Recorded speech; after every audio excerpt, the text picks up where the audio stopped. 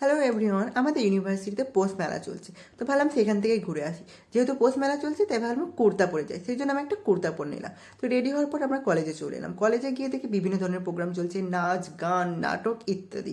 তো একটু আমরা প্রথমে প্রোগ্রাম দেখে নিলাম। এই নাচটাতে জাস্ট ফাটাফাটি হয়েছিল। তারপরে আমরা ঘুরতে লাগলাম মেলা। তো মেলাতে তো বিভিন্ন ধরনের হ্যান্ডমেড জিনিসপত্র ছিল, খুবই সুন্দর সুন্দর। তারপরে গিয়ে দেখি কৌশিকে ট্যাটু করছে, যেটা টেম্পোরারি, খুবই সুন্দরভাবে বানাচ্ছিল। ভাবলাম আমি একটু বানাই, পিয়াক্সিটা দেখলাম ভালোই হয়েছে, তারপরে বললাম না না আর বানাবো না। তারপর আমরা চলে গেলাম খাবারের দিকে। বিভিন্ন ধরনের খাবার ছিল, স্ন্যাক্স, পিঠে, বিভিন্ন ধরনের খাবার।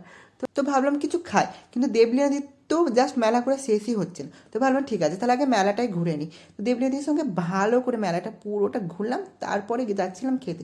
কিন্তু দেখি একজন স্কেচ করছিলেন, খুবই সুন্দর, খুবই ট্যালেন্টেড। শ্রেয়া বানাচ্ছিল নিজের স্কেচ। তো তারপরে আমরা গেলাম পিঠে খেতে। পিঠে খাওয়ার পর আমরা চলে এলাম বাড়ি।